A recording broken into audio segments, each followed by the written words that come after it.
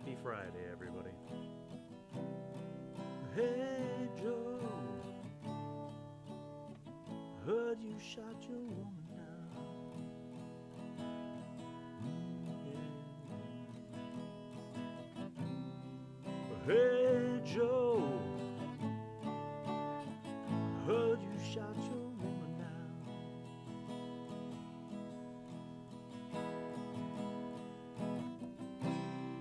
Yes, I did, I shot her. No, I caught my lady messing around town.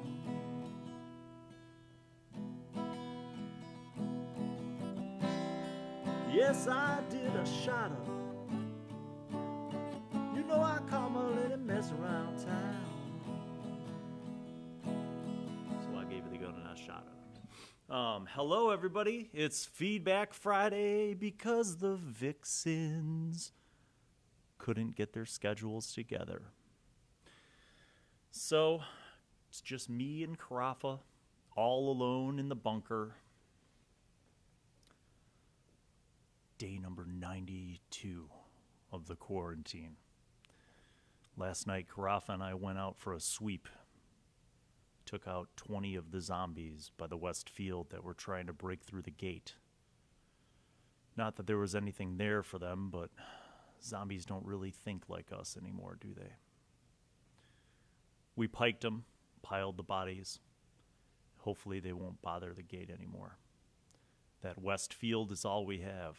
It's the last patch of fertile earth to grow the crops for the future. The Citadel needs those crops to feed our people, to trade. We had a meeting of the council. Carafa was keeping an eye out on the armory. The council decided that the time had come to open up the tradeway once again. You see, when the apocalypse started, we were wise enough to take over the rail lines and the gas station, securing them for the Citadel. And in our decision to do so, we also controlled the traffic in and out of the city along the rail lines. While this worked to our advantage, it also made us a target. And now the Citadel is attacked on all sides by opposing factions. What will we do? We have a plan. That's just a little narrative about an apocalyptic scenario. Zombie apocalypse, of course, not really COVID, but I like to come up with ideas for things just in case.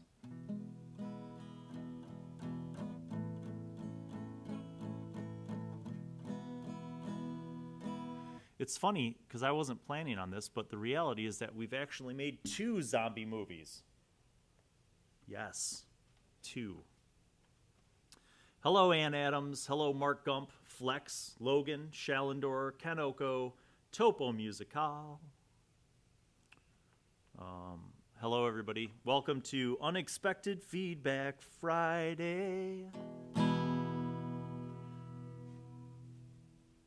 Well, since my baby left me, I found a new place to dwell. It's right at the end of Lonely Street called Heartbreak Hotel. Oh, baby, I've been so lonely, baby. I've been so lonely, I could die. So, today I'll be entertaining your questions. But as always on Feedback Friday, friends, no spoilers about the shows.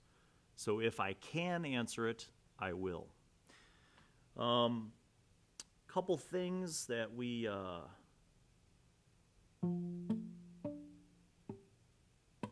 Dragon Boss Boys, you see my boy 10K or Rick?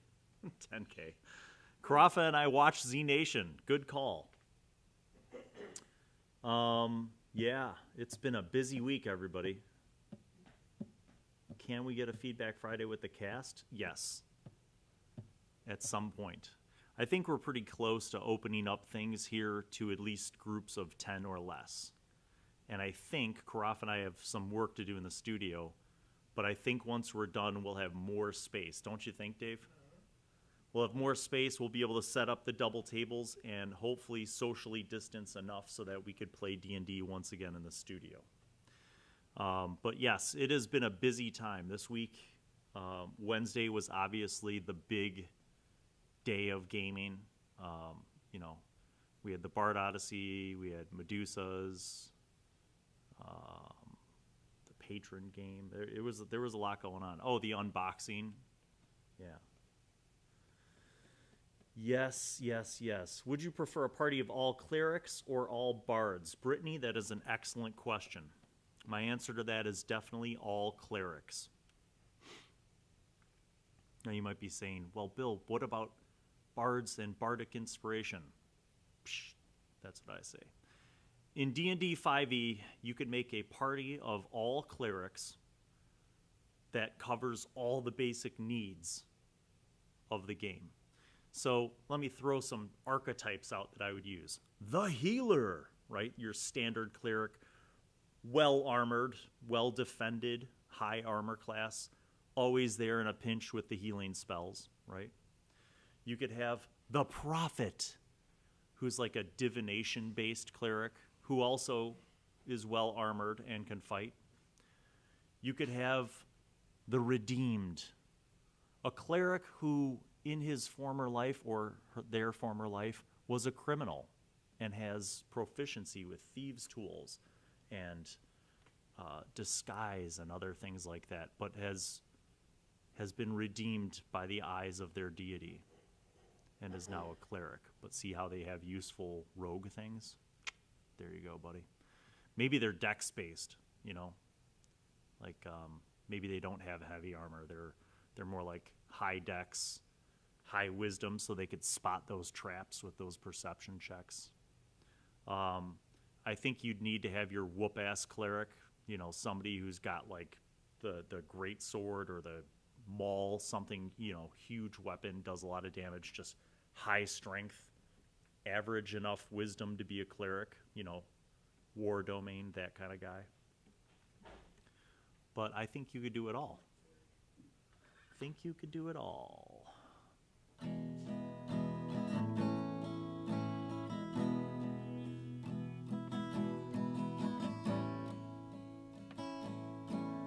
Hello, Nadin and Ina, maybe. Masky Kitten, your Patreon announcement mentioned summer sessions for Vixens, but not Medusas. So let's talk about shows. The Vixens are very much like herding cats when it comes to scheduling. So we're going to try to finish out this part of the campaign and therefore close out season 4 of the Vixens. I'm guessing it's going to take 1 or 2 more episodes. So basically by June we'll finish. Then there will be a short hiatus and we will have summer sessions. Who is going to be in summer sessions 2020? We'll see.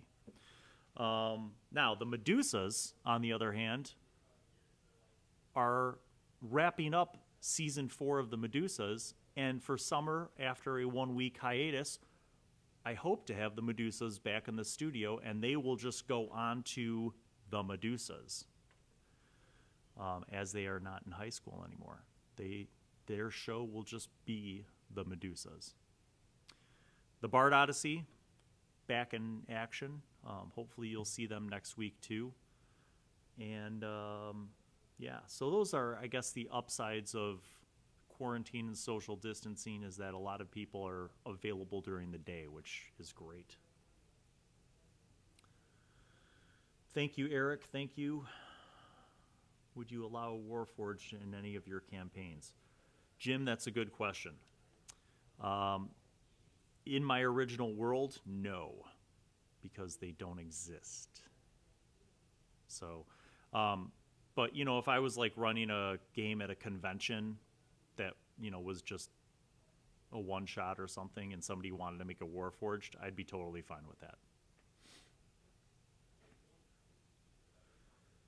Carafa, can we get a little boost on volume? David Carafa.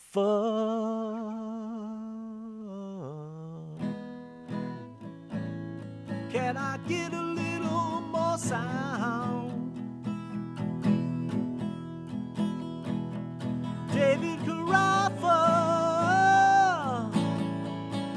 Can I get a little more sound?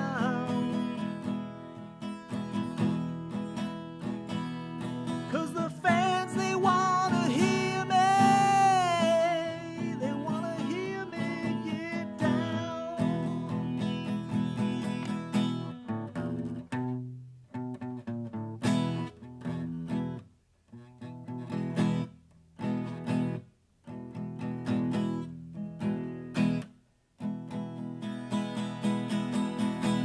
David Carafa,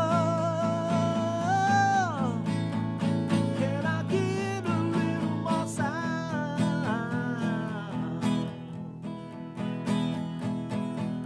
'Cause the fans, they wanna hear me, and I don't know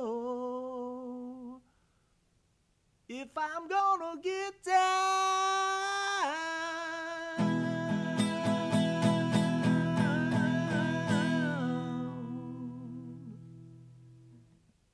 Man, this mic just makes me sound good, boy. We need to hear the Giraffe song again. I don't know the Giraffe song. Tony made it up, and I think he forgot it. All right, there's about a 30-second delay. So, Carafa, do we have a little more audio coming through now? They said to bring up the volume, but OBS is maxed out. So is it the feed coming out of the camera? Yeah, I have that maxed up too. All right. Let's see, what else? Bard Odyssey. Monster Monday. Wait, hold on. I'm going to do something, and it might cut it out. Might cut it out? Oh, no. Stay by, people. Stand by.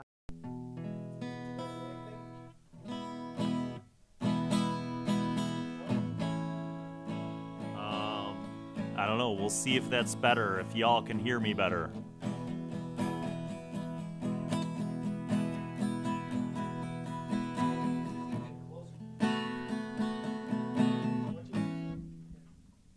There you go, buddy. Is it going to fall off the table, though? Well, come on. Well, baby, don't you want to go? Well, come on. Baby, don't you wanna go back to that same old place, sweet home, Chicago?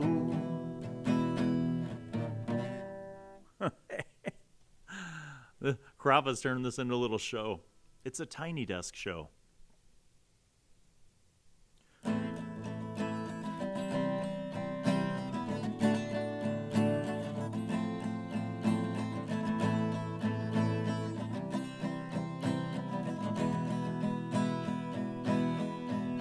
There is a house in New Orleans they call the Rising Sun,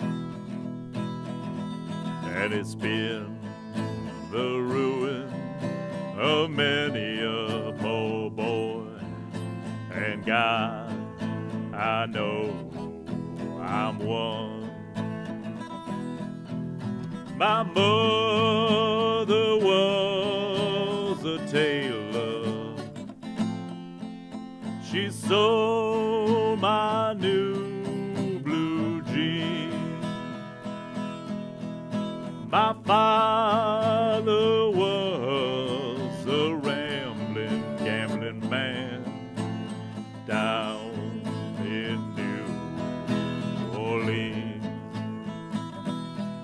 Now the only thing a gambler needs is a suitcase and a trunk, and the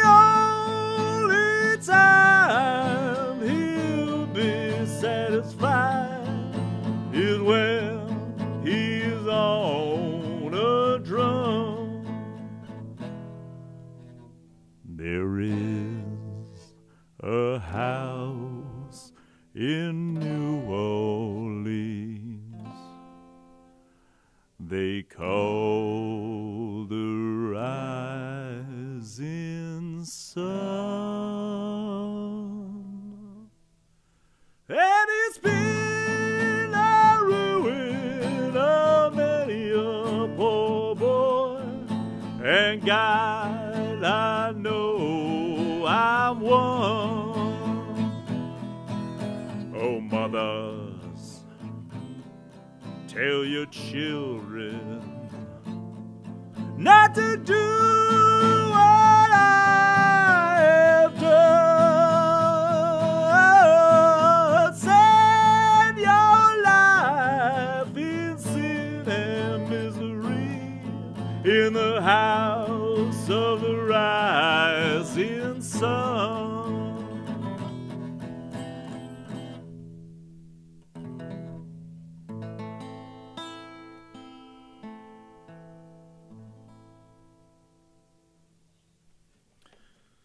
That was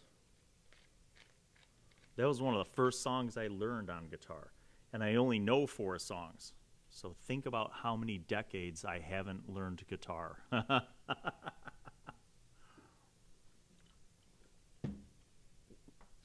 It's Friday.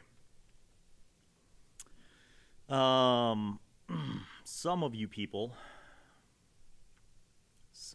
people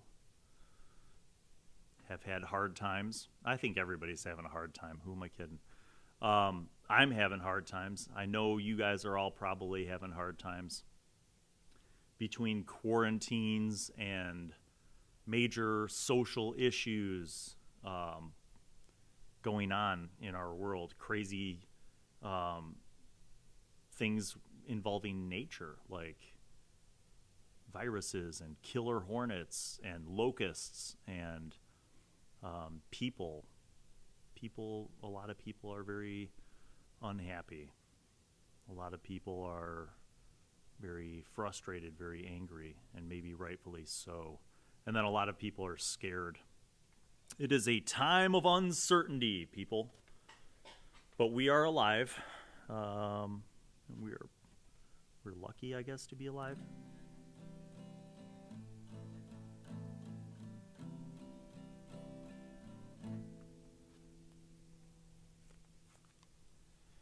I can't, if I wear those headphones, Dave, I can't, like, get myself.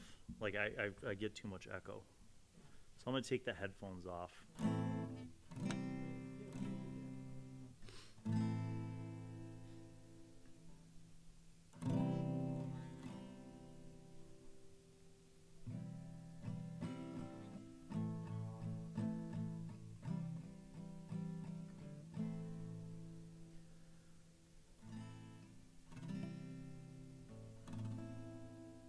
Need a softer pick. Thank you, Annie. Yeah, I guess the whole point of that rant was Black Lives Matter. That should be a fact that everybody can accept. And just however all of us get along, we have to all get along, because in the end, we're all on this planet together, and we're all humans, regardless of what makes us different. We share more in common than we have differences. Remember that. Everybody is more like each other than different. So that golden rule of treat others as you want to be treated is important. I think that's important. I don't know. I don't have all the answers, and I struggle. My brain and my heart hurt. My heart hurts. My brain hurts from thinking about all these things, because none of them are simple.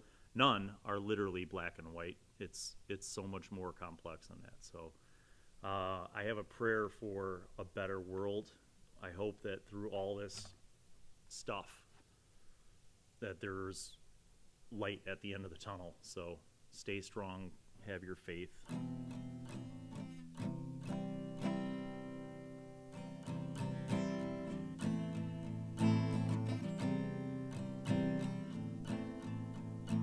I heard there was a secret chord David played and it pleased the Lord, but you don't really care for music, do ya?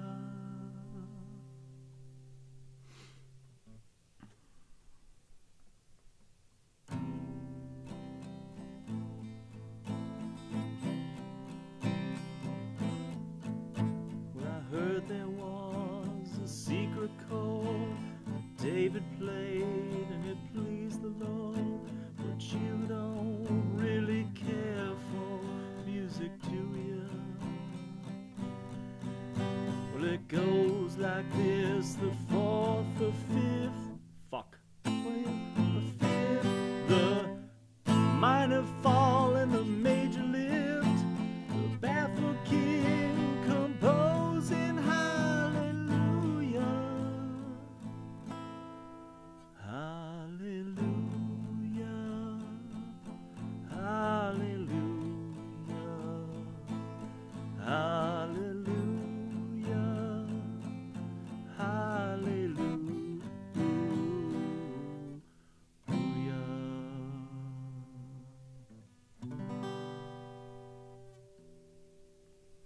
Well, your faith was strong, but you needed proof.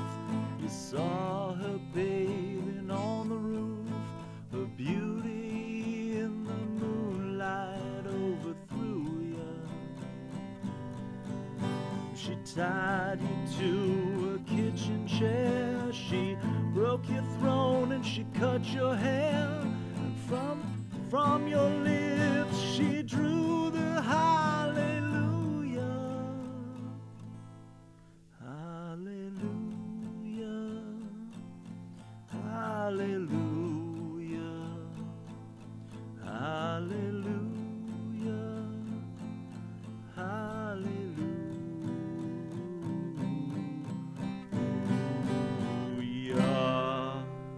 This song, I haven't played this song in a minute.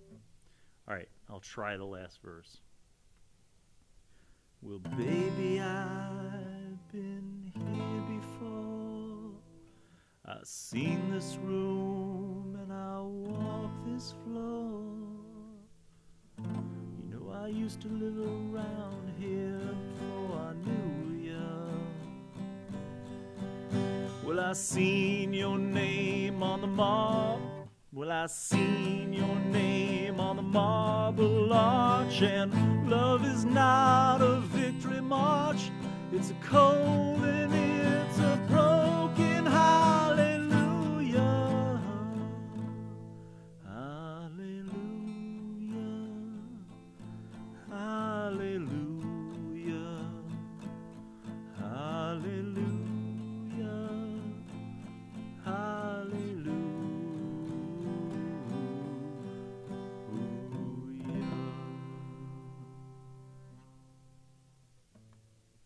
Well, I butchered that song, David. It's been a while. I wasn't really planning on doing Feedback Friday today, everybody, because I was planning on doing the Vixens. Uh-oh, Dave's signaling with the bat signal. What's that? Is that our case of Coke Zero, Dave? All right, time for important things in Feedback Friday, everybody.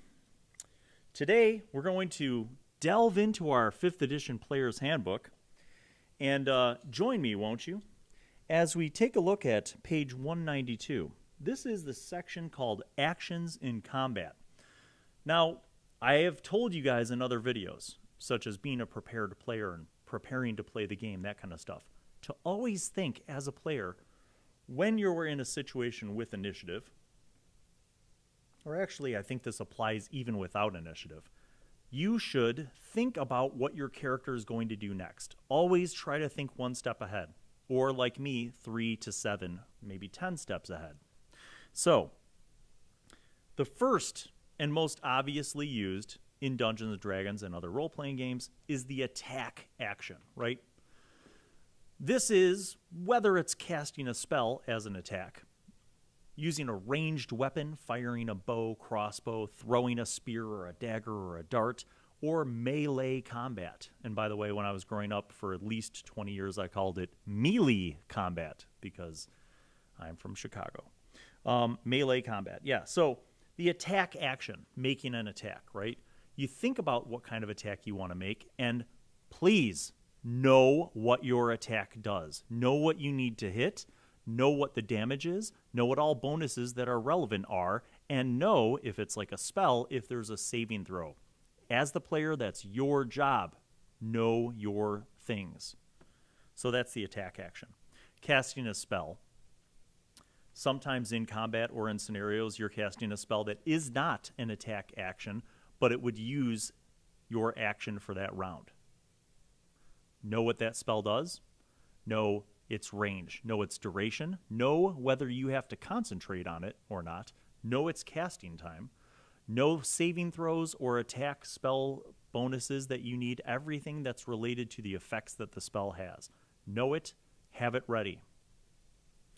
Dash. The dash action basically allows you to acquire movement.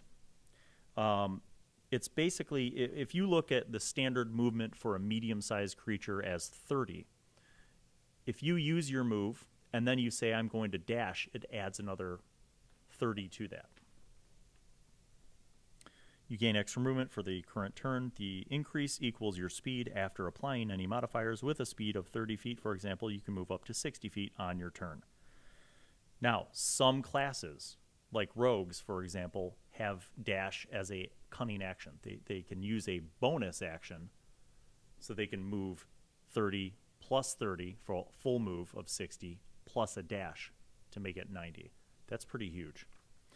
And then there's all the freaks of nature, like the wood elf, who has a 35 movement, or monks, whose movement increases as they gain higher levels. True story. In my guys' weekend gaming, we, at a certain point, were pretty high level, like 14, 15, and John's character was a monk. His movement was insane. I don't remember what race he was, though, but he had crazy high movement. Hey, Bill, I'm coming to the school today at 2:30 if you're still vibing on showing. I don't know if I'll be here by 2:30. Maybe. We'll see. Oh, Jenny. Hi, Jenny and DJ. And who else is here? Is Jordan on? Okay. Where was I? I will answer your question in a second. Holy Night. Let me just finish going up through page 192. Disengage. So, guys, if you're in combat and there are enemies in 5-foot squares around you and you just run away, they get an attack of opportunity. It's like a freebie attack as a reaction to you trying to run away. So disengage. Know how to use it. If you disengage, then you can get out of that threat area where opportunity attacks could happen without getting attacked. Dodge. Now, this is an incredibly defensive and powerful thing in 5th edition because of advantage and disadvantage. In 5th edition, if you choose to dodge, that means you're not like making attacks. Your character is spending all your energy like avoiding being hit. And I like to include parry and dodge in this, right? So you're tactfully moving to avoid your enemy's attacks. If you use your dodge, that means that the people making the attack against you have disadvantage. That's huge. Then there's the help action. Now, this mechanic is, I think they were basically starting to use it in 4th edition. I don't remember if the help action was available in 3.5. But definitely in 5th, it takes on a different mechanical connotation because when you do the help action, you're granting advantage to the person you're helping, which is also huge. Then there's hide. Pretty standard, but you can take a hide action, make a dexterity cell check, and attempt to hide. Most people can't hide in combat. But if you move, you go behind something, and then you try to hide, that could be a successful tactic. So yeah. There's more. Readying a weapon. There's search and using an object. So check those out in your player's handbook. I think sometimes players, both veteran and new, have the ability to do things like that. What?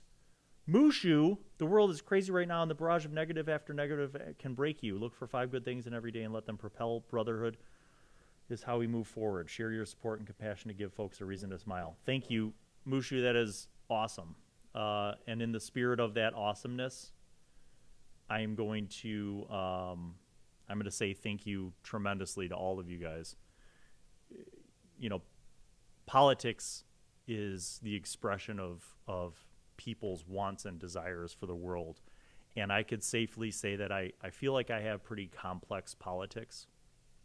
I wouldn't say, I have some ideology that's left, some that's right, and I'm generally in the middle. And it's not because I don't take a stand on certain things. When something's important, I think people need to take a stand. It's a show of your character and your morality. And I can say Black Lives Matter. I can say that I support that. And to really mean it, I have to do more. I can also acknowledge where I've failed. And I think, I think Black Lives Matter, for me at least, is an acknowledgement that Black Lives Matter, and it's also an acknowledgement that our world, probably more America, to be honest with you, could do a lot better in being more kind and compassionate and opening up our perspectives to other people, other creeds, all that stuff. And I know that's hard for some people. I know it can be hard for me to wrap my head around how to do that. How do I be supportive? I don't want to make it about me, but, how do I show my support? So it can be hard. Thank you for acknowledging that. I find comfort in a lot of different things.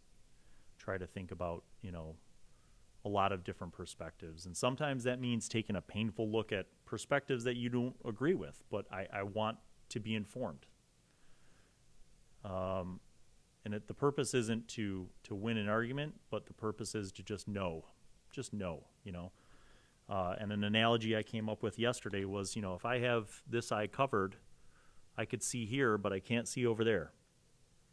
And likewise, if I do this, I can see here, but I can't see there. I want to be eyes open. And then, learning more hopefully will help guide me to make good decisions in my life and to treat people with respect, because everybody deserves that. So thank you for that positive message and very generous donation, Mooxhu. All you guys are so appreciated. I know my patrons know that, but I mean everybody who comes to the channel, every new face that appears in a chat, every person who makes a comment that says that they enjoy the content, and even the haters. I have some people who border on trolls that are subscribers, but you know what? They're engaged. They share feedback. Sometimes they don't agree with how people do things, and they share their feedback, and that's fine. I don't expect everybody to bow down and worship Bill. I joke about that, but I don't really mean that. So I am a flawed human being and a sinner, and I make mistakes too. So let me pop back, to be fair. Holy Knight asked, a few episodes ago on the Medusas, the live chat, and I encountered an internet troll. Do you have any experience with this rare breed of troll? I don't know who was trolling, but, my feeling is if a troll is trolling, the best way to get rid of them is to cast the spell Ignore. Because trolls feed on attention. That's why they do what they do. So just ignore them. And they'll eventually get bored and go away. Now, there are some rather persistent and crafty trolls. And if they're offending people, if they're being completely abusive, please, by all means, send me their YouTube handle so I can banhammer them from the channel. Because I don't want negativity, and I don't think anyone needs it. So if someone can be helpful and critical, I am totally good with that. Come at me with your constructive criticism. You know, that's all. But don't be a dick is the general rule on my channel. Everybody should just be cool to each other. We're all different. We all come from different backgrounds. Nobody's perfect.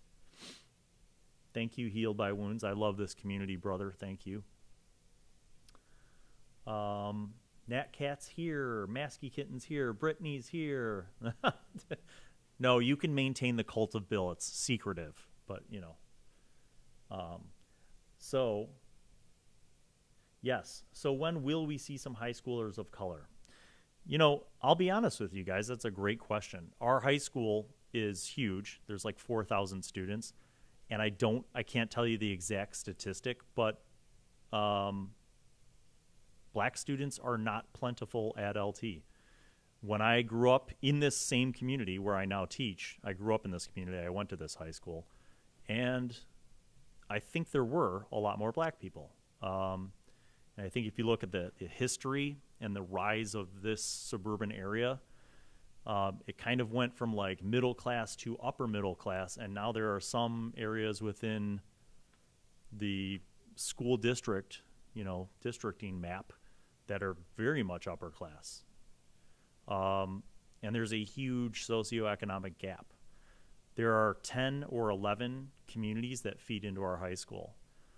The lowest end of those on the socioeconomic scale are people like barely scraping by. And then there are people on the higher end who have like mansions and everything in their life is perfectly handled. But I try not to judge. try not to judge, but to compare historically. Because again, I grew up here. I definitely notice that there are far fewer people of color. That said, I think the small minority that is at this school is very well supported. There's a lot of clubs at this school, like almost as many clubs or sports or activities that like a college would have. It's crazy. So there are a lot of opportunities. I have a small percentage of this school's population in my class. So I once did an estimate, right? There's about 4,000 kids at the high school. On an average semester, I'll have 40.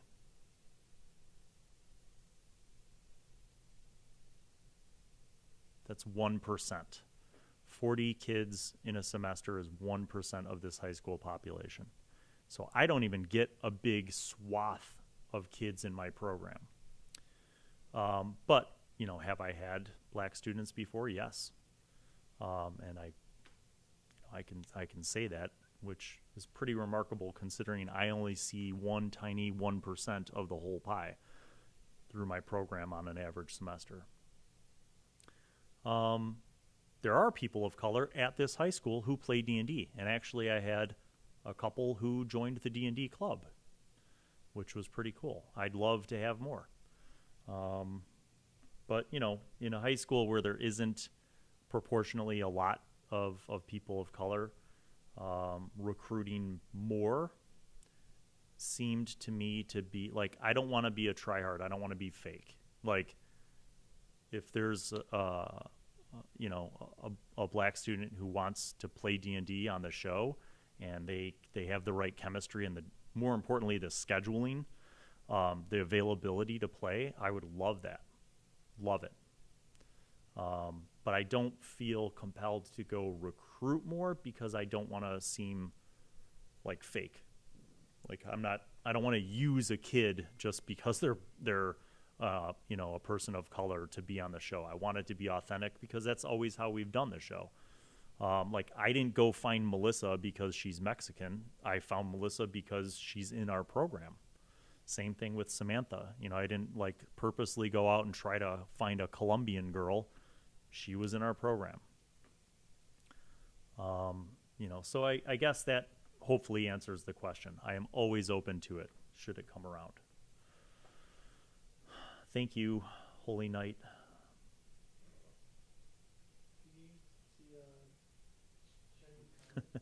Yes, this is my Parks and Rec shirt. I got it for either my birthday or Christmas maybe or something like that.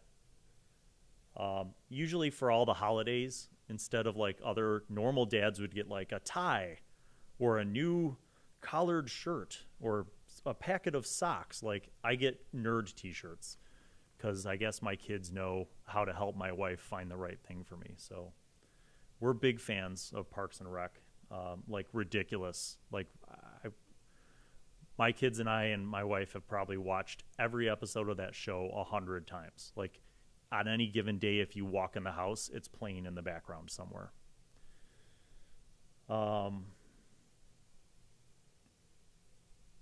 They were saying sexually explicit things about your female players, though, and that's not cool. Oh, yeah, that's not cool. That is not cool at all. So if you guys see that stuff, send me the handle of the person so I can ban them from the channel. That is very not cool. I will not tolerate people being inappropriate and disrespectful with my girls. Bring Abe Akande back.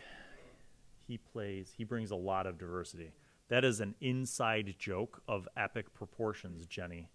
Only me and Carafa would know that, and you. Like, literally, and maybe Camille would remember, but that's epic. Does Abe actually play? That would be funny for like a one-shot if we got him to play Cthulhu with us. The last time I saw Abe was at the gas station in Hinsdale, Carafa. Like, he was going in to buy cigarettes, and so was I. But I was, like, nervous at first, and then I was like, wait, he's, like, 22. But, you know, when you see kids, you kind of, like, in your brain, they're still high school kids, even though it's been 5 years kind of thing. What's the status on the D&D club? Good question. Thank you, DoD, and welcome. D&D club hopefully will be back in action when school starts back up. I don't personally know because I wasn't able to organize it, but I know that a lot of the kids from the D&D club said that they were like playing over Zoom and over Google Meet and other things like that. So that was encouraging. And I hope that we'll have, you know, when school starts back up, we'll have a big group. I probably will have to like bribe Jenny to like DM games, like with money. I don't know. Or Jordan, but Jordan, I don't know if Jordan's living downtown. Did you see my question about Monster Monday? I did not. Bob, let me rewind. Hold on. Crawford, how much earlier? Where was it? Is it before Mooxhu's most generous of donations? Yeah, maybe this Feedback Friday is what we all needed. Bob, I can't find the message. Just repaste it. Oh, wait, hold on. No. Monster Monday. Monster Monday. Welcome, Miro 40K. Thank you. We are glad to have you. Join us on Discord. Okay, cool. So we'll have more games. Yeah, so speaking of Call of Cthulhu, Call of Cthulhu will happen. I don't know when yet. We need to have like a break in between the end of Medusas and the summer, like the Medusas carrying on as their own show. And I have to finish the Vixens, which was supposed to be today, but rip. And then Bard Odyssey is going to continue. Yeah. But we will play Cthulhu. You guys, I don't want to play Cthulhu over Zoom, and here's why. I have invested hundreds of dollars in modern minis, as some of you know from my painting. And I need to finish painting them, and I want to play Cthulhu on a table with minis. I can't wait for it, in fact. I think about it all the time. So Cthulhu will come back when we can come back to the studio, which I'm hoping will be soon. Whoa, oh, oh, oh, whoa, whoa. Thank you, Mark Gump. Thank you, brother. Have you ever had players make up some random argument or disagreement they had unrelated to D&D during session? Not really. I mean, there's a lot of behind-the-scenes drama. I think it's safe to say that most of you who are fans know that Neely and Carl were dating and then they broke up. Actually, going even back before that, Krafa, think about it. Season 2, Sean and Heather were dating. Did you know that? And then they broke up. Who else? Beth and Tony, rip. So anyway, there's always a lot of drama, but we get through it. The show must go on. Bill, did you at any point think about killing off Bullstrong? No. I don't really think about killing off anyone. I'll tell you now that episode's over, and this is spoilers for anybody who hasn't watched the most recent episode of Medusas. Come back in 1 minute. Seriously. But now that episode's over, I will say this. There did not need to be a fight. I didn't push that. It wasn't a railroad system. Like, they could have left. They could have left even without getting gifts. They could have snuck out. There were a lot of opportunities for them to do different things. What happened is what happened, because I create a world and I let the players make choices that affect that world. It's a living world concept. And the only reason, unfortunately, why it works is because... dude, come on, I'm busy.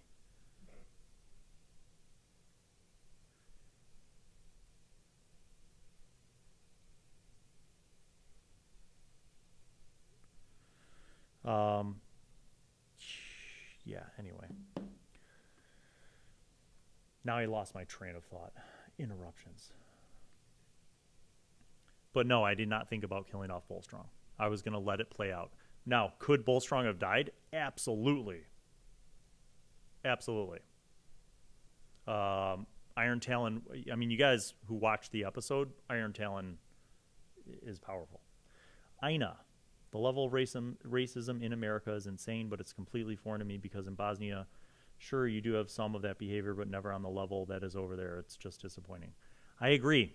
And that's, I think, the first step is people just acknowledging that racism is a real thing.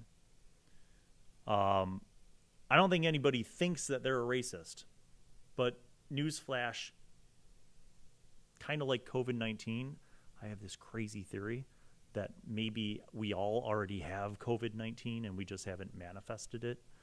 I think everybody has some minute slice or larger slice of racism.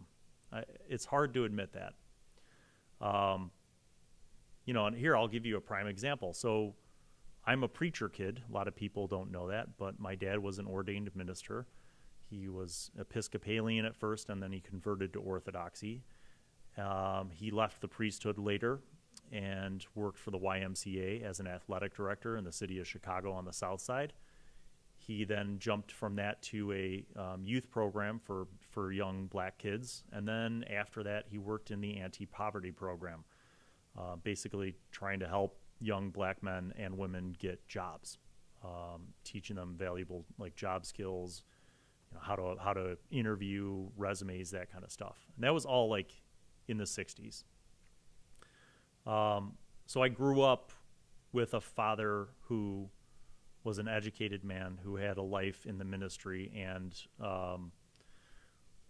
who had quite a bit of experience living in Chicago and especially connections to the black community in Chicago. I think growing up, though, in the suburbs, I was born in the city, but we moved to the suburbs when I was little. I think growing up in the suburbs was a particularly vanilla experience for me until probably junior high school, where I first started to have classmates who were black, because the junior high draws from 4 or 5 different elementary schools. And then, of course, in high school, that exposure became larger. But to say that I'm not racist, I think would be naive, because I grew up, as a person with prejudices without even really realizing it. And it certainly wasn't, that didn't come from my dad. That came from the community, that came from thinking that black people were the others. They were other, they were different, or be scared of black people because they could, steal your bike if you're at the YMCA, just crazy things that you grow up with that you might not even be aware of. But I guess the positive note is that every black person who I've come to meet and actually get to know as an individual, once that happens, something magical happens. And all of a sudden, they're not a black person. They're just a person who I like. So I think about my own experience because I only know my own experience and what I read about or watch or listen to. But I think Aina's right. In America, we have a problem, and it's a big problem. And the first step is just acknowledging it. And the second step is maybe just trying to be more aware of your own actions and your own perspectives and how you look at situations and at people and treat others, with compassion and love and respect. I don't think there's a place in the Bible where Jesus suggests that we hate people that are different from us because of the color of their skin. Jesus, teaches us to love and have compassion and respect. So that's my feeling on that matter. Wow. Today is a busy day. Yay, Holy Night's a preacher kid too. Marie says, I played with adolescents who always wanted to punch each other in game. I was the cleric and told the aggressor that they would be yeah. That's a good leverage, If somebody's being a jerk in the game, yeah. Sorry, you don't get your healing.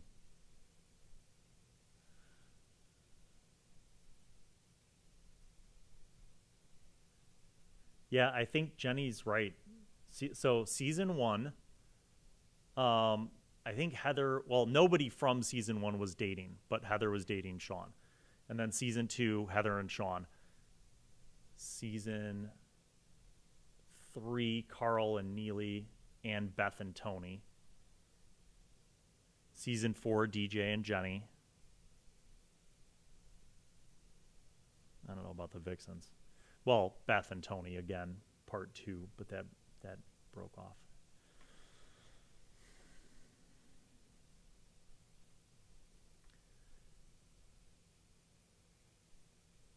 Yes. Thank you, Healed by Wounds. I like what MLK had to say. He wanted to see the day where a person was judged on the content of their character instead of the color of their skin. Yeah. So the Reverend Dr. Martin Luther King Jr. was one of my father's heroes. Like, clear as day heroes. My old man, eventually after the ministry and all the youth programs and stuff and social working programs, went into teaching. And that was the longest career that he had, 25 years. And he was an ally. He was an ally for people of color. His college was on the south side of Chicago, so he was also an ally for Arab American students that were both Christian Arab Americans and Muslim. And part of what he did was help form and be the first advisor for the Arab Student Union. So he was about bringing communities together. He was a huge inspiration in my life. And, it's one of those things, like many men, I think you put your father up on a pedestal if he was a good man, and you try to emulate him. And if he was not a good man, then you try to be a better man than he was. And that's all we can do, just try to be better.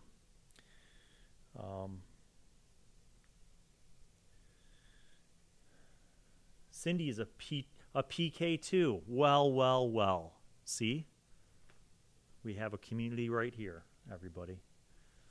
Oh, Annie, thank you. So Carnatus asked, what about Monster Monday with a homebrew monster you made for your world? Ooh. Oh, Bob. That might be kind of cool. I've been very shy about sharing the other parts of the world outside of New Wolf Homai. But I guess like one monster wouldn't hurt. Maybe share the block. Maybe, that might be. I'm gonna keep that in mind, buddy. I might be willing to do that. Brittany, odd question. Do you have any NPCs in your world who are LGBT? For example, the innkeeper is married to the blacksmith, and they're both men and women. Not so much. I don't really so much worry about that with minor characters. I do have some major characters that are. Well, I mean, actually, Taik is, you can't say that a deity is trans, but Taik is a genderless divinity. They appear, Taik is a they, a singular they. They appears as neither male nor female, kind of like an androgynous, I don't know what the right term is, but they're a genderless divinity. And that's, I mean, one of the 5 divinities, divines, deities on the continent. But yeah, I do have other LGBT kind of themed things. The Medusas are headed towards the Mantirum, and socio and culturally, the Mantirum has no bias whatsoever towards same-sex relations. And even some of the nobility, is involved in like polyamory. So that's kind of a thing too.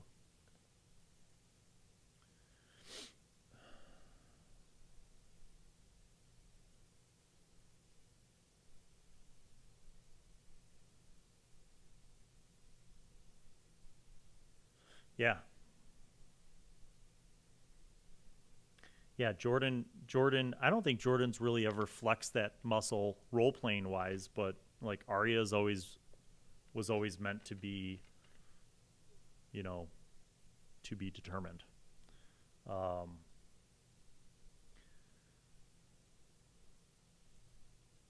Peter's not a preacher kid, but he is a preacher. Good to see you, brother. 2 of the 5 Medusas are LGBT. Jenny's just spitting out the facts. Bill, did you already have Bolstrong's backstory, or did you think of it on the fly? That, Kanoko, is an excellent question. Allow me to elaborate.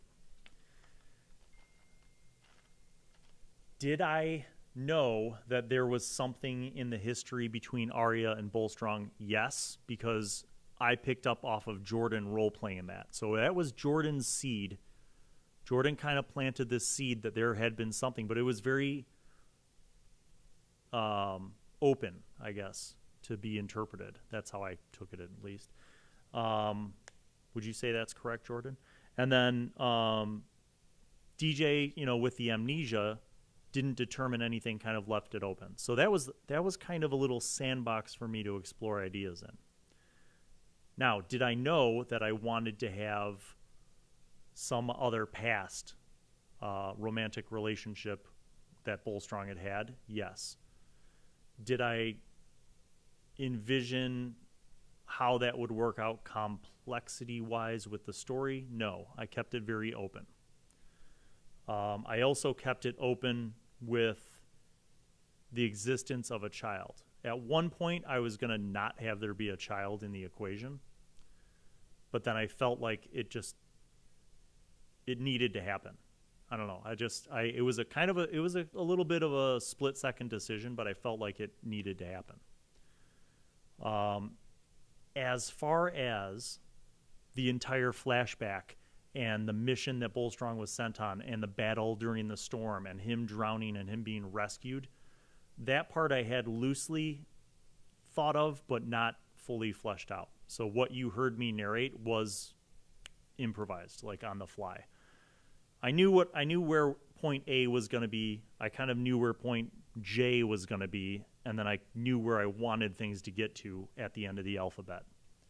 Like I knew the seeds. I knew that he was going to be in a battle during a lightning storm.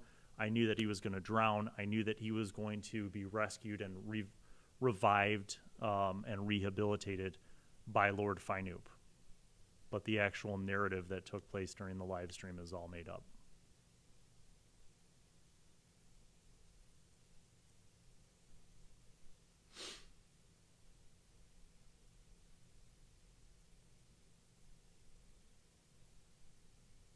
So yeah, we've had quite some epic moments. I have to say that I think if you were to ask me what have been the most deep role-playing moments out of all the shows, I think the Medusas wins.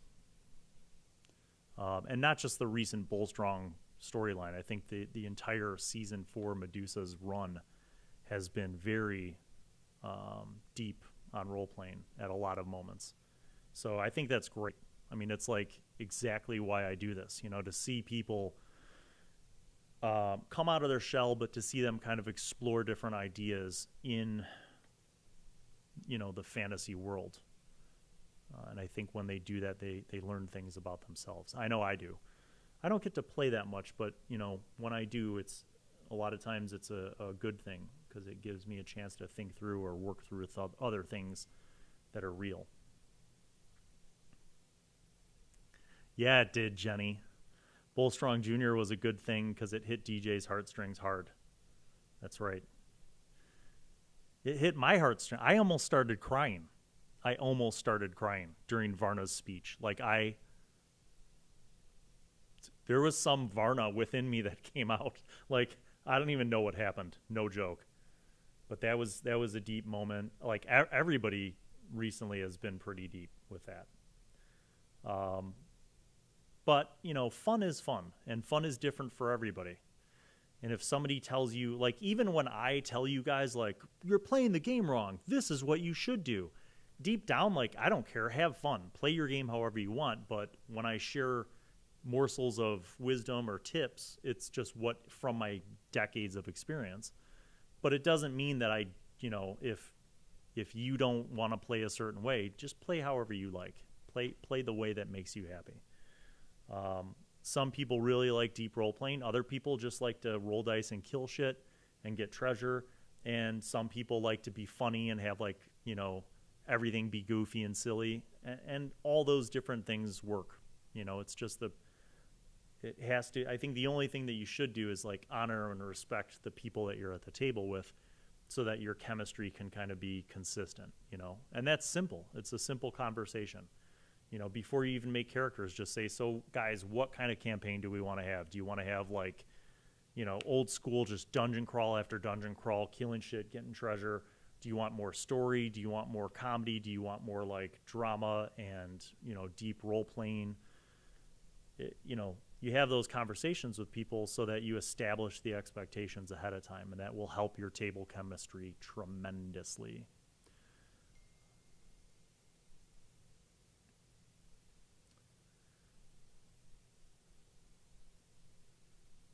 Scotty says, I can't do the game sessions live. I can't concentrate on the game and the chat at the same time and always want to do both.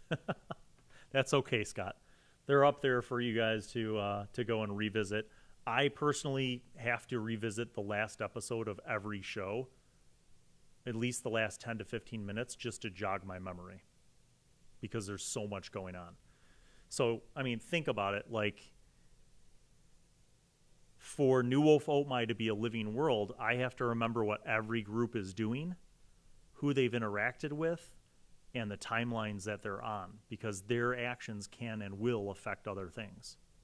So, and you guys have already started to see some, those of you who are astute and have high perception, you've probably already started to see some crossover happening. And if you haven't, go back and rewatch a few episodes because I'm already kind of planting those seeds, my friend.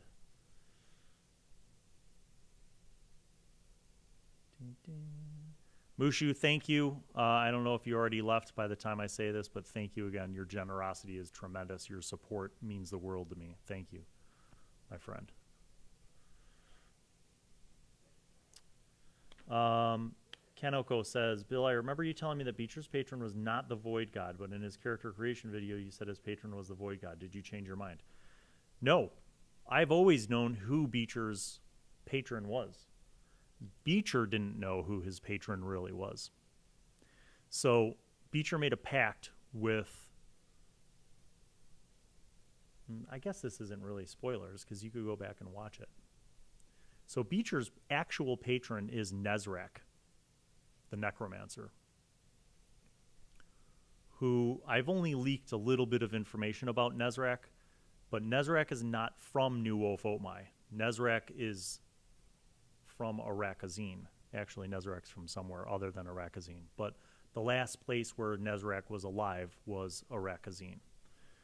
And it was Nezrak that ultimately caused the sundering to happen, for this huge chunk of the western part of Arakazine to be broken off and reformed magically through divine intervention into the island continent of New Wolf-Omai. Now, Beecher, when he started, thought that his patron was the void god Taik. The question you should be asking is Taik the same entity as Nezrak?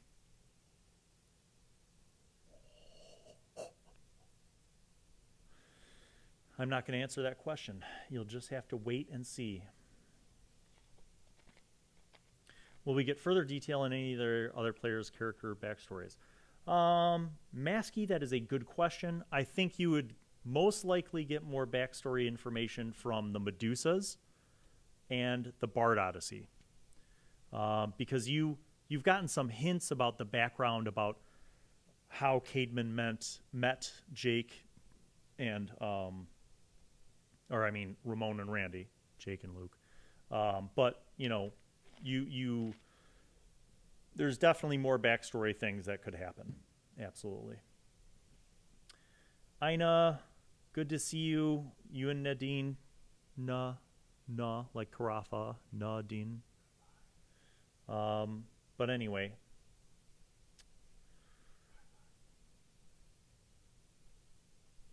But yeah, so I think there will be more backstories. There might be some more solo session, like origin story things over summer, kind of in between the summer session things. But we'll see. So, my friends, how would you run a gods campaign? Brittany, do you mean like the characters are gods? If that's the case, I would have to create a world where it was more about political machinations and big picture power grabs. Like, so if the characters were gods or demigods, I would run it actually more like I would a Vampire the Masquerade game, where they're really strategizing. They're strategizing, they're using minions to enact their will, that kind of stuff. Yeah, if that was the kind of campaign, I would make it like big picture focus, like with huge objectives, like build up your following. I have a mechanic in my game for basically contacting your deity. I only use this mechanic really on Arakazine because, well, for certain reasons. But I invented a mechanic that basically allows you to roll percentile dice to directly contact your patron deity once a day. Anyone can do it, like any class. But PCs as gods would be a much bigger picture political kind of sway thing. How did Caedmon meet Hank? Oh my God, Bob, that is a great idea. I should do a solo session with Tony, where Tony just adventures and he meets Hank Hormel. That's funny. That is funny. All right, guys. Well, I don't know. Today was crazy. We didn't get to have the Vixens, but I got to connect with you guys, and it's been awesome. Thank you for connecting with me. I think we talked about some fun things and some serious things, and I love our community, and you guys make it what it is. So thank you all so much. Stay safe, stay healthy, and have faith, because this too shall pass, and we can make this a better place for all of us. That sounded really cheesy. I'm sorry. But you know what I mean. My intentions are good. I love you guys. Have a good weekend.